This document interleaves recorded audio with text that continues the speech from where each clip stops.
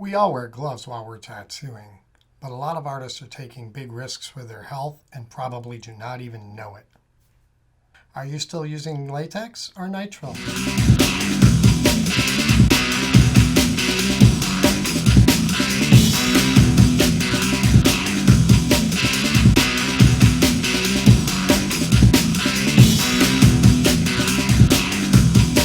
In the 90s, it was brought to light by OSHA that latex gloves deteriorate with exposure to petroleum-based products over time, and it doesn't take that long. Now, in big businesses, they're required to let their employees know of this condition and potential risks, but in our world, tattooers, we got to look out for ourselves. Personally, I've been using nitrile gloves since the mid to late 90s almost exclusively. Back then, I was having some friends in the business that were already getting problems with their hands and some contact dermatitis, and I just didn't want to take that chance. It's not something that just instantly appears. It takes time to become susceptible to things like this. So, I mean, there's an option. Why even take that risk? We all know that the latex conforms to the hands a little bit snugger and allows you to hold your tattoo machines just with a little more grip. And not to mention the tattoo industry has been using latex gloves for decades and decades. But you need to be aware of some disadvantage and risks that are out there. First of all, just about 5% of all people have latex allergies. And now when you get into the healthcare industry or the tattoo industry where we wear gloves all the time, that number basically more than doubles.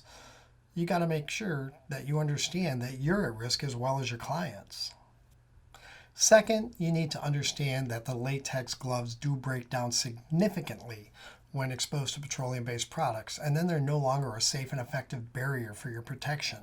I mean, think about it. Who wants to stop and change gloves every 10 to 15 minutes during a tattoo? Who could keep their train of thought and concentration? You couldn't get any work done. Makes no sense to me. If you're still using latex gloves, you really want to do some research. Contact the glove manufacturer. Find out what the breakdown rates are for that material when exposed to the petroleum-based products. Check your glides and your ointments and see what the ingredients are in there. Maybe switch to a non-petroleum-based product.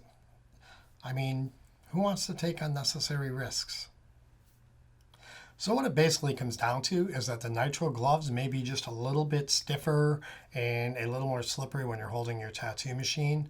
But overall, it's in your own best interest and your client's best interest because it's a safer, more effective barrier. Now, I'm always getting samples of new gloves from different companies, and the big ones out there, they're trying to make a better product all the time. So when it comes down to it, the price difference between the latex and the nitrile are that's negligible nowadays because latex prices have gone up dramatically in the last few years. So you're not really saving any money. So why not use something that's safer for both of you? In a perfect world, this information should all be provided for you in your company's exposure control plan, which is a list of all products that are in the studio and used throughout the tattooing procedure. But that's a whole different story that we'll probably try and touch on a different video specifically. What are your favorite gloves, ointments, and glides? And are you sure that the products you're using are not putting you at risk? If you want to know more about me and what I do and why, check out this About Needlejig video.